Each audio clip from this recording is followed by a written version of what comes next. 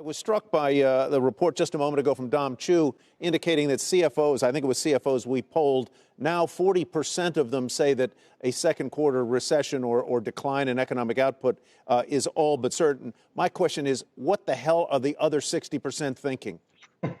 I don't know that. I think I was one of the ones who was clinging to the hope that we would have a health policy that would be able to contain the virus in a way that would limit the downturn. Now, given the degree of shutdown we've seen even this March alone, will mean that the first quarter is going to be a negative growth. And right now, given the message we just heard from the Hill, I am going to even lower my forecast further and say that the recovery is not only not going to be a V, it might not even be an L that turns up anytime this year, given how much they're screwing around with the bill. Because unless we get money into the hands of workers this week, we're going to see a lot of people clamoring for action and also cutting back even further on spending to a degree that they can't afford. No, that's right. And if we don't get income into people's hands, then they can't buy the necessities they need to live, feed their families, pay the bills, keep the electricity on, and so forth. What would be the smartest thing that Congress could do fast to address this issue?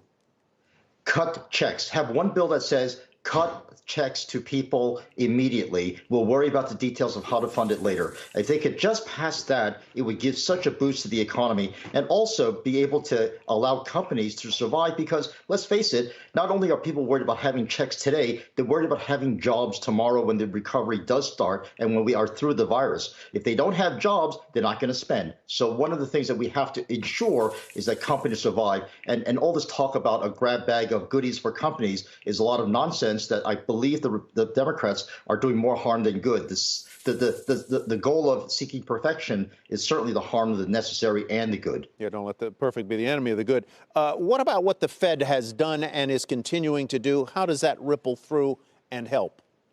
That is probably the best news we've heard yet, that the Fed has extended its support to all the markets that are necessary, not only to allow the transmission of monetary policy to support the economy, but also to direct credit to where it's needed. You see that the post-Dodd-Frank world, there's been a lot of changes in financial markets where there aren't a lot of market makers out there anymore, especially in some of these places where there's even commercial paper and even off-the-run treasuries. What we need is to have a lot of liquid markets out there to be able to funnel money to where it's needed. And the Fed extending its coverage to corporate bonds through ETFs is probably the best news I've heard today. What grade do you give the Fed on its actions? What grade do you give Congress? Well, that's pretty obvious, right? A+ for the Fed and a double F for the Congress.